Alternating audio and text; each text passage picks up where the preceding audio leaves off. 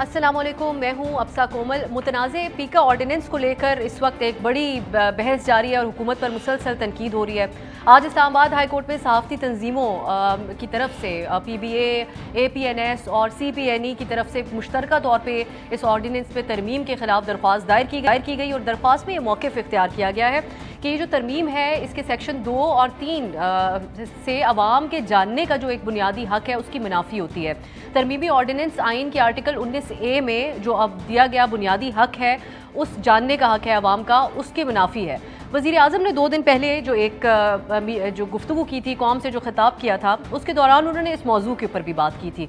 उन्होंने एक गैर मुतल्लिका मिसाल दी थी चाइल्ड पोर्नोग्राफी के हवाले से और कहा कि पीका ऑर्डिनेंस जो है वो उसका दिफा करते हुए उन्होंने कहा कि इस किस्म के मामलात को रोकने के लिए हम ये ऑर्डिनेंस और ये कानून लेकर आ रहे हैं। लेकिन आपको याद होगा इस्लामाबाद हाई कोर्ट के चीफ जस्टिस अतर मिनल्ला ने रिमार्क्स पहले भी इस हवाले से दिए हुए हैं और कल भी उनकी तरफ से बड़े अहम रिमार्क्स सामने आए और कहा कि लगता है कि कानून नाफिज ही नाक़िदीन के खिलाफ किया जाता है। यहाँ पर उन्होंने कहा कि वज़ीर आज़म ने जो तकरीर की उससे लगता है कि उन्हें किसी ने सही तौर पे बताया नहीं। हद तक कि इज़्ज़त का कानून पीका से अलग भी मौजूद है। ऐसा लगता है कि वज़ीर आज़म की किसी ने दुरुस्त मुआवनत नहीं की। इस सवाल ये उनके अतर मिनल्ला साहब के chief justice Islamabad high court के इस ऑर्डिनेंस पे प्राइम मिनिस्टर साहब की तकरीर के हवाले से रिमार्क्स थे। इसके अलावा भी अटॉर्नी जनरल की तरफ से ख़ुद भी ये कहा जा चुका है कि अगर इसी शक्ल में इस तरमीम को नाफिज किया गया तो ये ठीक नहीं होगा, हमें इसके ऊपर गौर करने की ज़रूरत है। इस्लामाबाद हाई कोर्ट के चीफ जस्टिस अतर मिनल्ला के रिमार्क्स आने के बाद हमने एक और चीज़ भी देखी कि सोशल मीडिया पे उनके खिलाफ एक काफ़ी हद तक आमेज़ किस्म की कैंपेन शुरू हो गई। तो उस हवाले से भी एक अपडेट है। आज सुप्रीम कोर्ट बार एसोसिएशन ने इस हवाले से जो सोशल मीडिया पे बातें की जा रही हैं उनके बारे में उसकी शदीद कलेक्टिवली मजम्मत की है। सहाफ़ती तंजीमों की जॉइंट एक्शन कमेटी के वफ्द ने कल अमीर जमात इस्लामी सिराजुल हक से मुलाकात की। इस मौके पर अमीर जमात इस्लामी सिराजुल हक ने यकीन दिलाया कि पीका ऑर्डिनेंस के खिलाफ जद्दोजहद में जमात इस्लामी सहाफ़ी बरादरी के साथ खड़ी है और ये भी कि मीडिया को खामोश कराने के लिए हुकूमती हथकंडों की भरपूर मजम्मत करते हैं। इससे कबल हुकूमत के अहम इत्तेहादी काफ लीग के रहनुमा परवेज़ इलाही से भी इस हवाले से मुलाकात हुई थी और उन्होंने भी फौरी मनसूखी का मुतालबा किया था इस तरमीम की। और इस हवाले से आज की अपडेट ये है कि फवाद चौधरी साहब और परवेज़ इलाही के दरमियान टेलीफोनिक रब्ता हुआ है, जिसमें फवाद चौधरी ने परवेज़ इलाही को हुकूमत और सहाफ़ती तंजीमों के माबैन पीका ऑर्डिनेंस पर सालिस का किरदार अदा करने का कहा है। ये एक अहम डेवलपमेंट है। उन्होंने ये भी कहा कि जिस नतीजे पर परवेज़ इलाही साहब पहुँचेंगे हुकूमत उनके फ़ैसले को कबूल करेगी।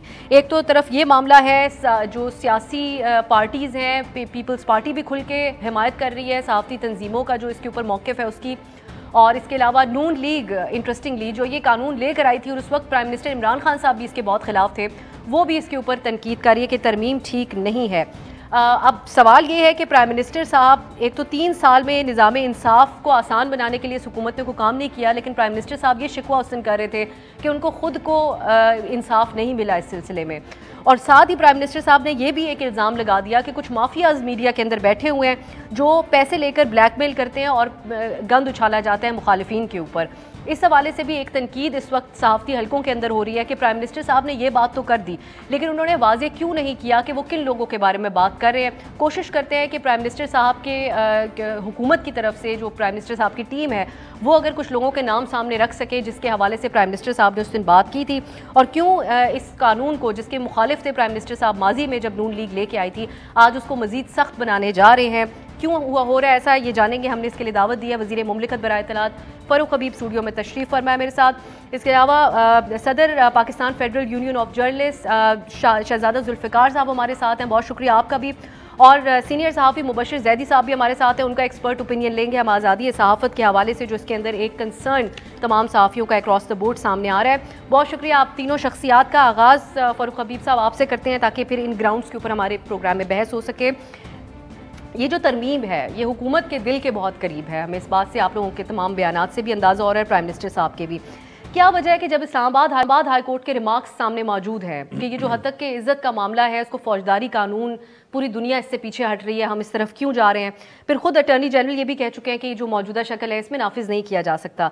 तमाम मीडिया तंजीमें सबका हमने जिक्र कर दिया अपने इंट्रो में, लेकिन प्राइम मिनिस्टर साहब फिर भी आते हैं और मुकम्मल दिफा करते हैं और इसका दिफा करने के लिए वो यहाँ तक कहते हैं कि ये चाइल्ड पोर्नोग्राफी का मसला है जिसकी वजह से हम इसको नाफिज करना चाहते हैं। इसको एक स्पेसिफिक कॉन्टेक्स्ट के अंदर ना इसको देखें, मुझे ज़रा एक्सप्लेन कर लेने। आपने बड़ा लंबा इंट्रो दिया अपना इस हवाले से। देखिए, बुनियादी तौर के ऊपर मामला क्या है, हद के इज़्ज़त का डेफेमेशन के लॉज मौजूद हैं, लेबल लॉज मौजूद हैं, सब चीज़ें अपनी जगह के ऊपर मौजूद हैं, उसको हम इनकारी नहीं है उसके हवाले से। लेकिन बुनियादी तौर के ऊपर ये जो पीका का कानून है, ये कोई कानून नया हम नहीं लाए, ये 2016 में PMLN की हुकूमत लेकर आई थी। इसका अब सेक्शन 20 है। सेक्शन 20 के तहत 94,000 दरखास्तें FIA के पास मौजूद हैं, जो कंप्लेंट्स हैं, शिकायत हैं, जिसमें साइबर डेफेमेशन के, जिसमें साइबर ब्लैकमेलिंग के, साइबर हरासमेंट के केसेस मौजूद हैं, जिसमें ये सेक्शन 20 लागू होता है। अभी तक सेक्शन 20 के अंदर एक शख्स भी जो है वो कन्विक्ट नहीं हुआ। केसेस मौजूद हैं, चालान जमा हुए हैं, अदालतों के सामने है, एक भी जो है वो कन्विक्शन सेक्शन 20 के तहत जो है वो मौजूद नहीं है। आप होता क्या है, जब PM ने बात की चाइल्ड पोर्नोग्राफी की, उसको आप अटैच कर लें जो हमारे और सोशल इश्यूज़ हैं। क्या होता है, ख़वातीन को, घर की ख़वातीन को निशाना बना दिया जाता है, लोगों की जो प्राइवेसी है, मैं ये नहीं कहता कि नाजेबा तस्वीरों के अलावा भी लोगों की प्राइवेसी है, उसको जाकर कर दिया जाता है। सेक्शन 20 का चाइल्ड पोर्नोग्राफी से क्या ताल्लुक है? सुन ले वो कैसे ताल्लुक है, ताल्लुक इस तरीके से बन जाता है आपका। ये तो पब्लिक ऑफिस पे तनकीद की बात है ना इसके अंदर। नहीं, ये सिर्फ पब्लिक ऑफिस पे तनकीद का मामला नहीं है इसके अंदर। इसके साथ और बड़े मामला जो है, साइबर डेफेमेशन किसी की भी हो सकती है, साइबर ब्लैकमेलिंग, लोगों के अकाउंट्स बना के उनको ब्लैकमेलिंग शुरू कर दी जाती है, उनकी फेक आइडेंटिटी को जो है वो चलाया है। ऐसा क्या मसला है कि जो मौजूदा कानून था उसके अंदर ये हल नहीं हो सकता था? इसमें तब्दीली करने सिर्फ मैं आपको अर्ज ये कर रहा हूँ, टेक्निकल बात जी, मैं टेक्निकल बात ही आपको अर्ज कर रहा हूँ, मुझे तरह बात मुकम्मल कर लेंगे, आपका आंसर मिल जाएगा। जब ये सेक्शन 20 नॉन कॉग्निजेबल है, 3 साल सजा है, 94,000 केसेस 3 साल में इसकी दरखास्तें आ चुकी हैं, एक केस का जो है वो फैसला नहीं हुआ, इसकी जो कानून के एंड के ऊपर जो कमज़ोरी है उसका लोग फ़ायदा उठाते हैं। सोशल मीडिया के ऊपर ख़ास तौर के ऊपर उसका फ़ायदा उठाया जाता है, लिहाजा सोशल मीडिया के ऊपर किसी किस्म की कोई रेगुलेशन ही नहीं मौजूद। फ़ायदा किस तरह उठाया जाता है? फ़ायदा इसी वजह से, आप किसी की भी आप पगड़ी उछाल दें, किसी की आइडेंटिटी बना के, फेक आइडेंटिटी बना के, मैं आपका आइडेंटिटी बनाऊं, मैं ब्लैकमेल करके किसी से पैसे मांगना शुरू कर दूं, फोटोशॉप करके किसी की आप नाजेबा तस्वीरें लगा दें, लोगों के घर टूट गए, खवातीन को डाइवोर्सेज हो गई, कितने माशरती जो इश्यूज हैं, जो प्रॉब्लमेटिक पार्ट है इसके अंदर। जो मैं सिर्फ बात में कहते हुए शहजादा साहब का भी एक कमेंट, उनका कमेंट ले लें आप, मैं सिर्फ आपको ये अर्ज करना चाहता हूँ, इसको सिर्फ ये ना समझ, मैं सिर्फ इस पे बात करना चाहता हूँ कि इसको मीडिया ये क्यों परसीव कर रहा है कि ये जर्नलिस्ट स्पेसिफिक है। यही हम आज ये जर्नलिस्ट, अच्छा इसमें सिर्फ मेरा एक और सवाल है कि 3 साल में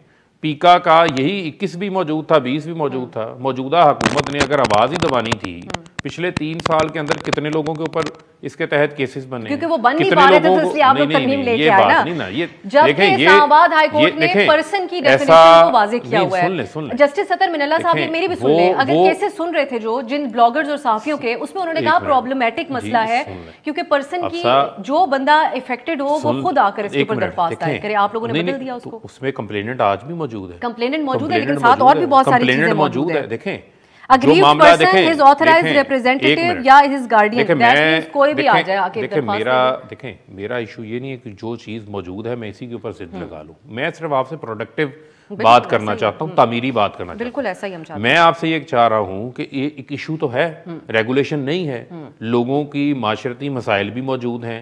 अब इसको कैसे ठीक करना है उसका हाल आप बता दें, उसके ऊपर आप तजावीज़ दे दें। जो मामला सब जुडिस है उसको अदालत सुन रही है, उसके ऊपर मैं कोई कमेंट नहीं करना चाहता। वो अदालत जाने, अटॉर्नी जनरल जाने, जो भी उनका फैसला आएगा उसको हम देख लेंगे। हम डिबेट ही कर रहे हैं और इसीलिए आपको हमने मदऊ भी किया क्योंकि आप जवाबात देते हैं काफी तहम्मुल। मुबशिर जैदी साहब, अगर आप मुझे सुन पा रहे हैं तो आपने बातें सुन ली फरूख हबीब साहब की। वो कहते हैं कि एक ब्रॉडर सोशल प्रॉब्लम है कि सोशल मीडिया पे किसी के बारे में कुछ भी कह दिया जाता है, ये एक कंसर्न है हुकूमत के लिए। आपको जेन्युइनली लगता है कि एक ये कंसर्न ज़्यादा है हुकूमत के लिए, या फिर वही जो इल्ज़ाम लगाया जा रहा है कि आज़ाद आवाज़ों को दबाने के लिए इक़दाम किया जा रहा है? क्या मसाइल हैं इसके अंदर तरमीम में? देखिए, पहले तो मेरे ख्याल में फ़रूख हबीब साहब को कुछ तस्हीह करनी पड़ेगी फैक्ट्स के हवाले से। जो 94,000 की हुकूमत फिगर दे रही है, केसेस पेंडिंग है, तो डीजी जो साइबर क्राइम है उन्होंने इस्लामाबाद हाई कोर्ट में यही फिगर दी 14,000 केसेस की, ठीक है, कि वो वहाँ पेंडिंग है। तो 94,000 केसेस मैंने कंप्लेंट्स की बात की मुबशिर साहब, शिकायत मैं आपको बता रहा हूँ जो केसेस, मैंने कंप्लेंट्स की बात की, मैंने केसेस की बात नहीं की। केस और कंप्लेंट में फर्क है। कंप्लेंट्स की बात कर ली ना। दूसरी बात, अगर इनकी कोई इल विल नहीं है तो मुझे सिर्फ ये बता दें कि पैमरा की जो जुरिस्डिक्शन है उसको ये साइबर क्राइम और पीका में क्यों लिया है। पैमरा में इन्हीं के लोग बैठे हुए हैं कैमरा में यही उनको नोटिस भी दे रहे हैं। और जहां तक गैर जिम्मेदाराना सहाफत की बात है, जिस टीवी चैनल पर लंदन में 4 दफ़ा पिछले 1 साल में जुर्माना हो चुका है, उसके मालिक को गोद में लेकर के घूम रहे होते हैं दौरों के ऊपर। तो किस टाइप की ये सहाफत की बात कर रहे हैं, किस टाइप की, जो इनकी जो है साइड लेगा, ऑब्वियसली वो सफ़ेद करे स्याह करे वो ठीक है, जो इन पर तनकीद करेगा तो जाहिर है उसके जो है दबाने की कोशिश करेंगे। मुझे सिर्फ ये बात जवाब दे दें कि television electronic media cyber crime में कैसे आ जाता है। जब पैमरा की कॉन्स्टिट्यूशनल जुरिस्डिक्शन मौजूद है तो आपको क्या ज़रूरत पड़ी कि आप उसको पीका में ले आए, ठीक है। दूसरी बात यह है, मैं बिल्कुल मानता हूँ हमारे यहाँ बहुत गैर जिम्मेदाराना सहाफत है और बहुत से ऐसे सहाफ़ी हैं जो कि इल्ज़ाम तराशी, बहतानबाजी, और आपको पता है हमारे ये माशरे का कल्चर है कि सॉफ्ट टारगेट क्या होता है, खातून होती है। सॉफ्ट टारगेट क्या होता है, कोई ऐसी लफ्ज़ किस्म की बात जो आपको अगर कोई इल्ज़ाम ना मिले तो आप उसकी किसी खातून पे बात लगेगा। जहाँ तक खातून अव्वल की बात है, आपको याद होगा उनकी शादी की जब स्टोरी छपी थी, उस वक्त भी मैंने ये कहा था कि इस बारे में जो कंट्रोवर्सीज हैं, ये नहीं, मीडिया का ये काम नहीं है कि वो इस तरह की, ये टैबलॉइड जर्नलिज्म है। अभी भी जो जिन्होंने ये कहा सहाफ़ी ने कि 3 महीने पहले या 6 महीने पहले, जिसका वज़ीर आज़म ने भी तस्करा किया, गलत बात है, बिल्कुल आपको नहीं करनी चाहिए। भाई वो छोड़ गई नहीं छोड़ गई, मेरे घर में 10 दफ़ा बेगम से लड़ाई होती है, अगर वो छोड़ के चली गई है तो अभी ये मीडिया का काम नहीं है। मीडिया का काम है कि आप प्रॉपर जो है वो सहाफत करें जो आपके कोड ऑफ कंडक्ट में लिखी गई है। मैं आपको बताऊं, हमारा भी फेलियर है। हमारा फेलियर ये है कि हम भी ऐसी काली भेड़ों को अपने अंदर एक्सेप्ट करते हैं, उनको सजा नहीं देते हैं और उनको जो उनके खिलाफ कोई कार्रवाई नहीं करते हैं। बाइस जो है हुकूमत को मौका मिलता है कि वो इस तरह के स्ट्रिक्ट कानून लेकर के आए। हम उस तरीके से कॉल आउट भी नहीं करते मुबशिर जैदी साहब, हम खुद भी ये, हमें अपनी भी बात माननी चाहिए। एक ब्रेक की तरफ मैं जाऊंगी, वापस आकर जो मौजूदा कवानीन है जो कि किसी भी इदारे की अदलिया तक होती है, तो अभी तक क्या होता था इस हवाले से, उसका जिक्र करेंगे। उस हवाले से भी मिनिस्टर साहब से पूछेंगे कि फिर ये क्यों काफ़ी नहीं है जो कवानीन मौजूद हैं। शहजादा जुल्फ़िकार साहब का पॉइंट भी शामिल करेंगे एक शॉर्ट ब्रेक के बाद।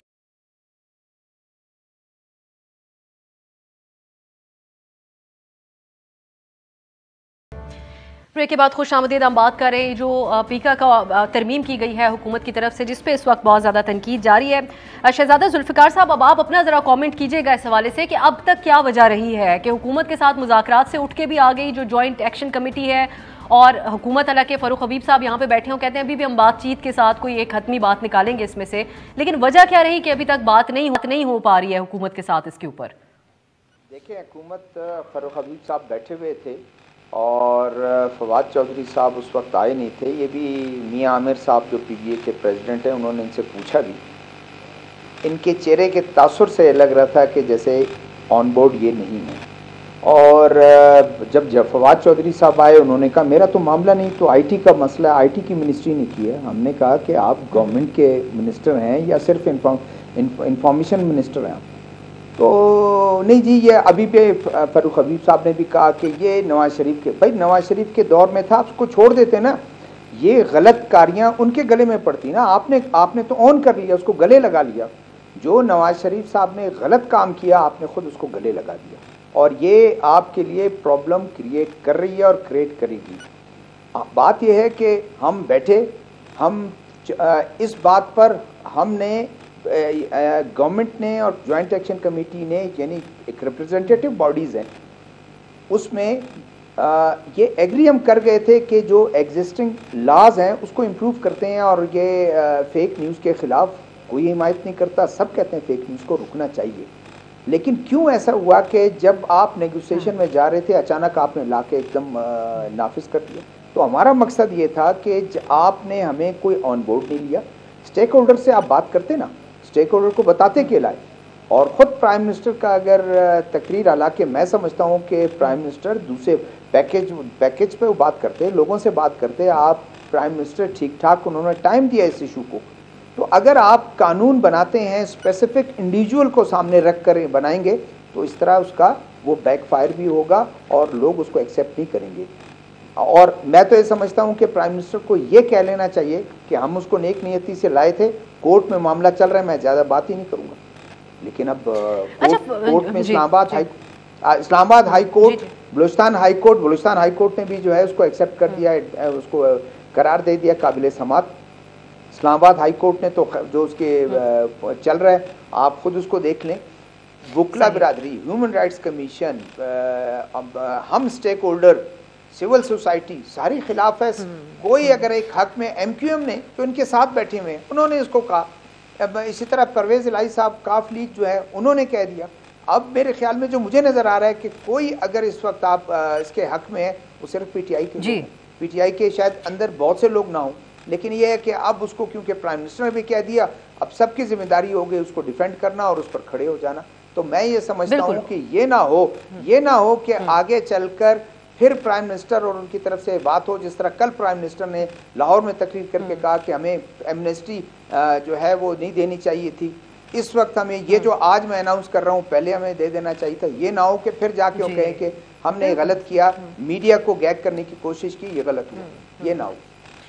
बिल्कुल फरूख साहब, अब ये दो बातें हैं। एक तो मैं चाहती हूँ कि एक तो आम अंडरस्टैंडिंग के लिए भी हम ये बात करते हैं, जो आवाम देख रहे हैं उनके लिए। अदलिया के कोई तस्दीक करता है तो हम शुरू से बचपन से सुनते आ रहे हैं कि अदलिया तौहीन अदालत का नोटिस जारी कर देती है, उसमें कई सियासी लोगों को भी सजाएं हो चुकी हैं, जैसा कि नून लीग के निहाल हाशमी को, और दीगर कई मिसालें मौजूद हैं। फौज के बारे में आइन का आर्टिकल 19 वाजे कर देता है कि आप आज़ादी इजहार का मतलब ये नहीं है कि आप इदारों के ऊपर तनकीद करें। इसके अलावा टीवी के हवाले से पैमरा आए रोज कार्रवाइयां करता है, शोज के हवाले से शोज बंद किए जाते हैं, चैनल्स को नोटिस जारी किए जाते हैं।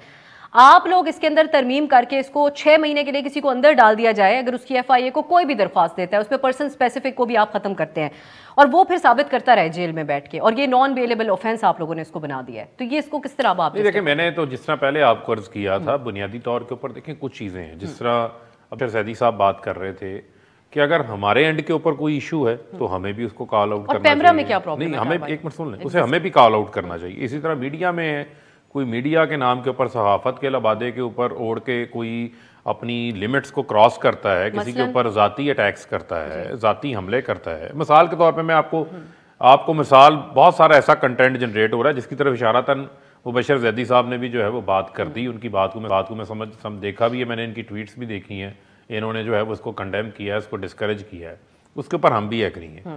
बुनियादी तौर के ऊपर शहजादा साहब ठीक बात कह रहे हैं, हम बिल्कुल फेक न्यूज़ का जो डेफिनेशन है उसके बिल्कुल हम करीब पहुंच गए। हमारा जो फेक न्यूज़ है वो अमेंड CPNE ने हमें दी, हमने उसी डेफिनेशन को, फेक न्यूज़ को डिफ़ाइन किया, उसी के ऊपर हमने एग्री कर लिया, इतफाक़ हो गया, जिसके ऊपर उस दिन हमारी मीटिंग में बात होनी थी कि जो एक मिस इन्फॉर्मेशन है, एक डिस इन्फॉर्मेशन है। मिस इन्फॉर्मेशन ये है कि आप फैक्चुअली इनकरेक्ट हो सकते हैं, वो आप उसके ऊपर तदीद भी आ सकती है और आपका मकसद किसी को हार्म करना नहीं है। डिसइंफॉर्मेशन ये है कि आप फैब्रिकेट करते हैं किसी चीज़ को, फैक्ट्स को तोड़ते हैं और आपका मकसद किसी को ज़ाती नुकसान पहुंचाना है, ये डिसइंफॉर्मेशन है। ये हमारी आपकी जो CPNE और जो अमेंड है उसकी तरफ से ये हमें रेकमेंड फेक न्यूज़ को कहीं पे एक्सप्लेन नहीं किया वो पीका के अंदर उन्होंने अपनी जो उनका ऑर्डिनेंस है, लॉ है जो FIA का, उसके अंदर उन्होंने कहीं ये जो है वो लिखा हुआ है, लेकिन ये उस हवाले से as it is comprehensive defined नहीं है। हम लाइबल लॉज के ऊपर भी काम कर रहे हैं। ठीक है, अब लाइबल लॉ का इशू, हत्के इज्जत का क्या मामला है मैं आपको बता देता हूँ। प्राइम मिनिस्टर के ऊपर जाती हमला हुआ, उन्होंने केस किया हुआ है, आज तक अदालतों से फैसला हो गया। उस तरफ भी देखना चाहिए कि आप एक कंप्लेंट फाइल करते हैं, नोटिस होता है, आज तक कितने लोगों को जैसा कि प्राइम मिनिस्टर साहब के ऊपर भी शहबाज शरीफ साहब ने अदालत से रुजू किया हुआ था, चले उसको भी ले लें आप, कितने लोगों को जिसमें प्राइम मिनिस्टर साहब ने कह दिया था कि शहबाज शरीफ ने मुझे ऑफर किया, ये इशू नहीं है, इमरान खान साहब को ऑफर किया, ये इशू नहीं, देखें रेमेडी मौजूद है किसी भी केस के अंदर जो है वो कोई, मैं कहता हूँ आइदर वे, जब लॉ होता है ना वो सबके लिए होता है, आइदर वे होता है। आपका इशू ये है कि आपके कितने लाइबल लॉज के ऊपर, हद के इज्जत के ऊपर आपकी सजाएं हुई हैं, कितना वो काम हुआ है, उसके ऊपर उसको तगड़ा करने की जरूरत है, उसके ऊपर मजीद काम की जरूरत है, ताकि लोगों को जो डेफेमेशन, जो सिविल सूट्स हैं, बाहर फैसले हो जाते हैं, दो चीजों पे यहाँ नहीं होते। बिल्कुल ऐसा ही है, दो चीजों जो असल इशू है वो हमारे इशू तो मौजूद है, दो चीजों पे कमेंट रेगुलेट करना, आइदर रेगुलेशन हो या ना हो। प्राइम मिनिस्टर साहब ने एक तो उस दिन बड़ा जनरलाइज कमेंट किया कि मीडिया के अंदर काली भेड़ें बैठी हैं। एक तो उन्होंने जंग ग्रुप का नाम ले लिया, उस पर फखर दुरानी आके कहते हैं कि वो उनकी जो रिपोर्ट थी जिसका वो हवाला दे रहे हैं वो शौकत खानम के बारे में नहीं थी, वो खुद ज्यादा इसको बेहतर डिफेंड कर रहे हैं अपनी बात को। लेकिन वो आपके फॉरेन फंडिंग केस जो अदालत में भी था और मीडिया का काम बनता है उसके ऊपर रिपोर्ट करना, उसको प्राइम मिनिस्टर साहब ने जनरलाइज कर दिया। मुझे अपना सवाल प्लीज मुकम्मल करने दें, क्योंकि मेरी 2-3 चीजें इसी से मुताल्लिक हैं। आप दूसरी बात, प्राइम मिनिस्टर साहब ने कहा ये सब मीडिया के अंदर जो बैठे हुए हैं उस पर हमारे जो सीनियर सहाफ़ी हैं उन्होंने कहा कि अगर चंद एक लोगों की वजह से, मज़हर अब्बास साहब ने भी इस पर ट्विटर पे आके लिखा कि मैं प्राइम मिनिस्टर साहब से कहता हूं कि नाम लें उन लोगों के, आप प्राइम मिनिस्टर साहब के स्पोक्स पर्सन होने के नाते क्या नाम ले सकते हैं 3-4 ऐसे लोगों के जिनकी वजह से पूरे मीडिया को बदनाम किया जा रहा है, अवाम का ट्रस्ट ब्रेक किया जा रहा है मीडिया के साथ जो एक अहम रियासती सतून होता है। देखें, बुनियादी तौर के ऊपर कोई जो जिनका इशू है, जिनके मसाइल हैं, वो उनको भी पता है। मैं सिर्फ आपको ये अर्ज़ करना चाहता हूँ, जो प्राइम मिनिस्टर साहब सुन लें, जो प्राइम मिनिस्टर साहब उस दिन बात कर रहे थे उसका मकसद ये नहीं कि जर्नलाइज कमेंट बिल्कुल नहीं था कि जनाब सारे पैसे ले रहे हैं, सारे ही उस काम पे काम कर रहे हैं। नहीं, देखें हर जगह के ऊपर, मैंने आपको कहा, हर जगह के ऊपर जो है वो काली भेड़ें भी मौजूद होती हैं। इशू ये है कि मुझे हो सकता है मुझे आपसे इख्तलाफ हो, आपके ओपिनियन से इख्तलाफ हो, उसका मतलब ये नहीं है कि आप जो है वो पैसे ले रहे हैं, लेकिन एक कंसिस्टेंट कैंपेन कुछ लोगों ने, कौन ले रहा है? सुन लेना, कुछ लोगों ने कंसिस्टेंट जो है वो ठेका उठाया हुआ है कि वो जाके जाती हमले, जाती अटैक वो किसी वजह से करते हैं। सारी हुकूमती मशीनरी आपके पास है क्या प्राइम मिनिस्टर साहब, या आप आज उन लोगों के नाम ही ले लें जो पैसे ले रहे हैं? वो भी सामने आ जाएंगे और जो लेते हैं उनको पता भी है सामने कैसे आएंगे, वो भी लेते हैं। देखें, मैं उसकी अब डिटेल में आज नहीं ना जाना चाह रहा, आप मुझे बता देती, मैं उसकी तफसीलात भी ले आता। अब वो इशू नहीं है, इशू ये है कि सियासतदान की तो पकड़ हो सकती है, ठीक है, मुझे आप ये बता दें कि फिर जर्नलिस्ट की भी पकड़ होनी चाहिए। पैमरा बंद कर देता है पूरा चैनल, पैमरा टीवी जर्नलिस्ट आप समझ नहीं रही ना आपसा, पैमरा का इशू है आपके कंटेंट रिलेटेड, तो हद तक की इज्जत सुन तो लेना, पैमरा का सुन लेना, वो कर दें जिसका जो दिल करता है। देखें, मुझे उस पर कोई एतराज नहीं, जिसने करना है उसके ऊपर वो करें। मैं ये कह रहा हूँ कि वो लोग, फिर सबका आज एहतसाब होना चाहिए, पता चले कि फिर आप एक सहाफ़ी हैं, एक सहाफ़ी होने के नाते आपने सारी जिंदगी जो है वो एक मिनिमल रिसोर्सेज के अंदर जिंदगी गुजार दी है, कोई जहाज़ों में फिर रहा है, कोई जो है वो बड़े बड़े घर लेके फिर रहा है। कमेंट के बाद मुबश्शिर साहब की तरफ जाती हूं, जो मुबश्शिर साहब ने रेज़ किया, उनकी भी फिर किसी जगह के ऊपर अकाउंटेबिलिटी तो होनी चाहिए ना। अच्छा, मैं एक और कमेंट बड़ा तरीके किसी, देखिए ना, हमारे गोशवारे इलेक्शन कमीशन में भी जमा होते हैं, एफबीआर में भी हमारे हर मीडिया पे छपता है किसने जमा कराया किसने नहीं कराया। इज्जत का कानून तो अक्रॉस द बोर्ड सबके लिए है। मैं एक अर्ज कर रहा हूँ, सुन लेना, अर्ज कर रहा हूँ, आप लोग ये सवाल उठाते हैं ना कि किसने टैक्स जमा कराया किसने नहीं कराया। मुझे आप बता दें कि आप वेबसाइट के ऊपर सारे सहाफ़ी भी डाल दें कि उनके असासे क्या हैं, उनके ज़राए आमदन क्या है, उनके सोर्सेज क्या हैं, जो उनकी लिविंग है वो मैच करती है नहीं करती। अच्छा, मेरे एक और कमेंट, एक और चीज़ के ऊपर बात कीजिएगा, मैं दोबारा आऊँगी आपके पास, क्योंकि नैब में नॉन बेलेबल ऑफेंस जो इसको किया उसमें नैब में क्या तासुरात रहे अदालतों के भी आज तक, आप इसके ऊपर कमेंट करें। मैं बड़ा मोहतात होकर बात करूंगी। जो अहम तरीन शख्सियात होती हैं, जैसा कि प्राइम मिनिस्टर, मुल्क के सदर मुमलिकत या खातून अव्वल जो होते हैं, उनके हवाले से दुनिया भर के अंदर हमने देखा है बहुत सी खबरें बनती हैं। अमेरिका में मेलानिया ट्रंप के हवाले से बड़े आर्टिकल्स लिखे जाते थे। हमने उसका तरीका ये देखा कि जो प्रेसिडेंट वाइट हाउस था उसकी तरफ से एक प्रेस रिलीज जारी कर दी जाती थी कि ऐसी बात नहीं है जो मीडिया में कही जा रही है, और वो एक हरफ आखिर होता है उस हवाले से, क्योंकि वो एक रिबटल आ जाता है। यहाँ पे हमने इसको एक पूरा कानून बनाने के लिए, क्या ये पर्सन स्पेसिफिक ये इस मामले को किया है, एक इशू की वजह से हावी आ रहा है, ये इल्जाम आ रहा है हुकूमत के ऊपर? देखें, ये इल्जाम जो मर्जी आता है। अगर किसी ने रीफ्रेज कर देती हूँ, अगर किसी ने व्लॉग्स बनाए थे या गलत खबरें दी थी तो प्राइम मिनिस्टर ऑफिस की तरफ से एक प्रेस रिलीज जारी नहीं हो सकती थी कि ऐसा कुछ भी नहीं है और ये बेबुनियाद? नहीं, देखें, वो तो प्रेस रिलीज भी जारी होगी, वो तो मैंने भी खुद आके भी उसको जो है वो डिनाई किया। हमारे एक और तर्जमान है, उन्होंने भी इसके ऊपर बात की, उससे नहीं। देखें, इशू क्या है, इशू ये है कि जो फर्स्ट लेडी हैं ना वो पॉलिटिकल कमेंट्स करती हैं, ना वो पॉलिटिकल जो है वो उनकी कोई एक्सपोजर है, ना वो पॉलिटिकल किसी चीज़ का जो है वो हिस्सा बनती हैं, फिर भी जानबूझ के, मतलब एक बापर्दा खातून है, की सबसे अहम शख्सियत की फैमिली है, फैमिली है, तो क्या इजाजत है आप नहीं? एक सुन लेना, अब सा एक मिनट सुन लेना। मैं फारूक साहब, मैं आप सेंसिटिविटी को देखते हुए मैं ये सवाल आपसे कर रही हूं। नहीं, देखें, सेंसिटिव होते मुझे उसमें ये कहा गया उस खबर में कि हम वैसे रिपीट नहीं करनी चाहिए, लेकिन प्राइम मिनिस्टर साहब मुझे जवाब देने दें। देखें, ये मुझे आप जवाब देने दें, जरूर जवाब। मेरे लिए देखें आप भी अहम हैं, मेरे लिए आप अहम हैं, आप एक न्यूज़ एंकर हैं, आपकी क्रेडिबिलिटी है, तो उसका मतलब ये होना चाहिए कि घर में को आपके भाई के ऊपर, आपकी सिस्टर के ऊपर, आपकी वालदा के ऊपर को कमेंट करना शुरू कर दे, क्योंकि वो आपकी, सुन लेना, सुन लें, आप कितनी बार क्लैरिफिकेशन देंगे, वो आपकी प्रोफेशनल लाइफ का हिस्सा तो नहीं है। सुन लेना, वो आपकी प्रोफेशनल लाइफ का हिस्सा तो नहीं है। लॉ चेंज कर दिया उसके जवाब में। वो आपकी प्रोफेशनल लाइफ का हिस्सा नहीं है। मैं आपको सिर्फ ये कह रहा हूँ कि किसी की जो पर्सनल मतलब फैमिली है वो किसी के ऊपर राइट नहीं है। मुझे राइट नहीं है किसी के ऊपर बात करने का। जितने हमारे पार्टिसिपेंट्स बैठे हैं इनकी फैमिलीज हैं, मुझे राइट नहीं है उनके ऊपर बात करने करके। मेरा सवाल जो आपसे था वो यही था फारूक साहब कि पूरी दुनिया के अंदर जो अहम शख्सियत नॉर्थ कोरिया के अंदर किम जोंग उन की पार्टनर के बारे में सवाल हो सकता है, तो हमारे यहाँ देखिए मेलानिया ट्रंप का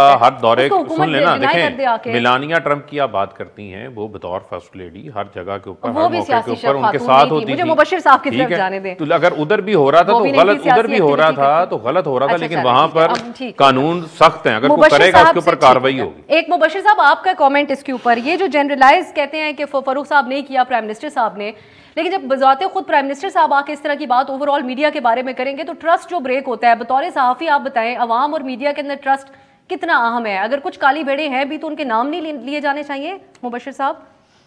बिल्कुल ले जाने चाहिए, लेकिन इसका जो सबसे ज़्यादा मेरा अपना इतराज़ ये है हुकूमत से कि अगर आपने ये सारी बातें करनी थी तो आपको पहले इंगेज करना चाहिए था। ये नहीं कि आप पहले कानून ले आएँ और वो भी आप ऐसे लाएं कि एक ऑर्डिनेंस के थ्रू आप लाके इम्पोज कर दें और बाद में लोगों से तजावीज़ मांगना शुरू कर दें।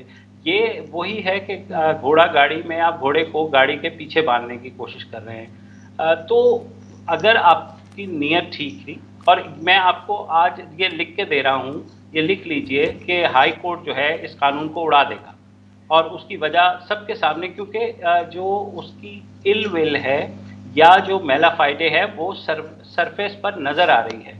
तो यही मसला फ़ारूक हबीब साहब की जितनी बातें देखें, वज़ीर आज़म की बातों से भी किसी को जो है कोई इख्तिलाफ नहीं है, मगर उसका एक तरीक़ा कार है। आप बैठें, आप जर्नलिस्ट शहजादा जुल्फ़िकार साहब मौजूद हैं, पहले जब ये आए फवाद चौधरी साहब, इन्होंने PMDA का शोशा छोड़ दिया, तब भी इन्होंने बुलडोज करने की कोशिश की, PMDA सहाफ़ी तंजीमें खड़ी हो गई, उसके बाद वो वापस लेना पड़ा। मैं सिर्फ एक हमदर्द के तौर पर कह रहा हूँ कि अगर आपके पास ऐसे कोई आपको शिकायत है, आप रेलिवेंट फोरम्स पर जाएं। रेलिवेंट फोरम से मुराद ठीक है, आप अदालत में जाएं, आपका हक है, मगर आप साथ ही साथ PFUJ में कंप्लेंट फाइल करें, आप रेलिवेंट प्रेस क्लब में कंप्लेंट फाइल करें, जो रेलिवेंट एडिटर है उस अखबार का या उस TV का, उसको फाइल करें। मैं आपको यकीन दिलाता हूं कि उस पर कार्रवाई होगी।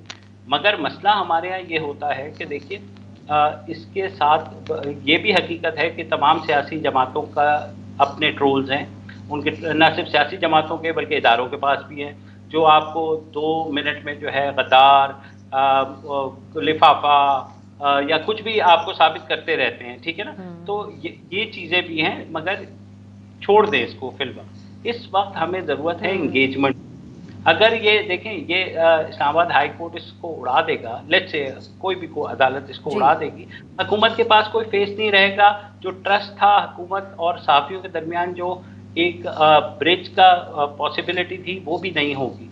तो मेरे ख्याल में हुकूमत को चाहिए कि दोबारा से बैठे वो PFUJ के साथ, PBA के साथ, अमेंड के साथ, और इस चीज़ को डिस्कस करें। अपना पॉइंट ऑफ व्यू आप कन्वे तो करें ना। 2 बातें आपकी मानी जाएंगी तो 2 सहाफ़ियों की सहाफ़ती तस्लीमों की मानी जाएंगी।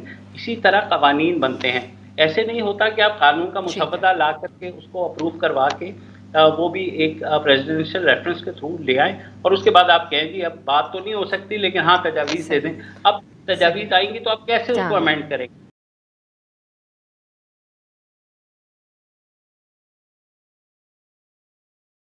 ज़्यादा जुल्फ़िकार साहब, अब आप भी कहिएगा, ये हुकूमत का कंसर्न भी सामने मौजूद है। इसको देखते हुए फिर हम सहाफ़ियों के हवाले से भी मैं एक एग्जांपल देती हूँ। अभी जाकर इस तरह की कोई बात ट्विटर पे कोई खबर शेयर कर दी जाए जिसका ना हुकूमत से कोई ताल्लुक हो ना अपोजिशन से, लेकिन नीचे कोई ना कोई आके ज़रूर लिखेगा कि आपने लिफाफा लिया हुआ है। ये एक आम यहाँ पर माहौल बन चुका है इस वक्त। ये एक सहाफ़ियों का भी मामला एड्रेस हो जिसको आप कर भी रहे हैं, लेकिन हुकूमत ने के जो कंसर्न्स हैं, क्या वे आउट है आगे अब? शहजादा जुल्फ़िकार साहब, देखिए, मैं ये कहता हूं कि गवर्नमेंट का कंसर्न जो है, यही हमने कंसिडर किया था। नेगोशिएशन में हमने यही बात की थी कि बिल्कुल आपका जो कंसर्न है नहीं होना चाहिए, कौन इसकी हिमायत करता है। लेकिन मुबशर जैदी साहब जिस तरह कहते हैं, तरीकाकार आपका गलत है। जब आप हमसे बात कर रहे थे तो आप उसको हमसे बैठ के बात करते हैं और कहते हैं कि भाई ये प्रॉब्लम एक आ गया है, इस तरह की चीजों को रोकने के लिए हम ऑर्डिनेंस पे जा रहे हैं, नहीं जा रहे हैं, आप क्या बताएं, हमें सजेशन दे। आप रुकते सोई, आपने फौरन तौर पे जो है ला के वो कर दिया और बात ठीक है। PMDA की भी जब आप बात कर रहे थे तो उस वक्त भी फवाद चौधरी साहब जो कहते हैं हर कॉस्ट पे जो है हम उसको नाफिज करेंगे। फिर क्या हुआ? हटना पड़ा गवर्नमेंट को।